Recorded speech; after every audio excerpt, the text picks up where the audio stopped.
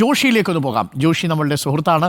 അദ്ദേഹം നമ്മളുടെ വീട് കൊടുക്കാം എന്ന നമ്മളുടെ ഈ ക്യാമ്പയിനോടൊപ്പം ചേർന്നുകൊണ്ട് സംസാരിക്കാൻ ആഗ്രഹിക്കുന്നു.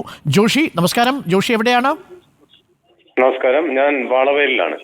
വാളവയൽ എന്ന് പറയുന്നത് മേപ്പാടിയിൽ നിന്ന് കേണിച്ചിറയ്ക്ക് അടുത്ത്, അതായത് മീനങ്ങാടിയിൽ നിന്ന് നമ്മള് സുൽത്താൻ ബത്തേരിക്ക് പോവാണെങ്കിൽ 10 കിലോമീറ്റർ. കേണിച്ചിറ എനിക്കറിയാം, മീനങ്ങാടി ഭാഗത്താണല്ലേ?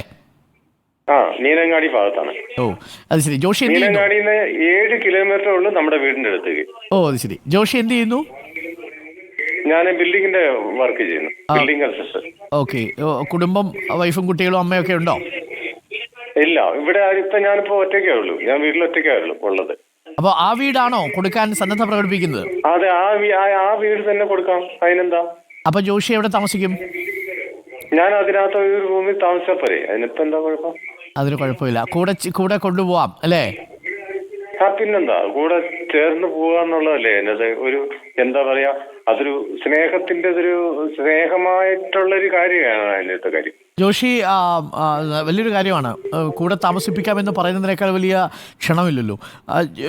ഒരു സംശയം, എത്ര മുറിയുണ്ട് വീട്ടില്?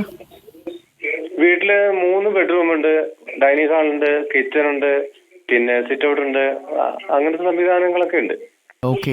തീർച്ചയായിട്ടും ജോഷി, നമ്മളൊരു സഹവസിക്കാം എന്ന് താല്പര്യമുള്ള ആളുകൾ ഉണ്ടെങ്കിൽ തീർച്ചയായിട്ടും ജോഷിയെ നമുക്ക് ബന്ധപ്പെടാൻ വേണ്ടി നമ്മൾ അങ്ങനെ തന്നെയായിരിക്കും സർക്കാരിന് മാർക്ക് ചെയ്ത് കൊടുക്കുക.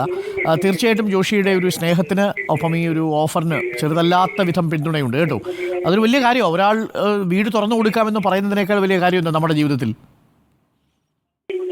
ആയിക്കോട്ടെ, അങ്ങനെ ചെയ്തോളൂ. Thank you Joshi.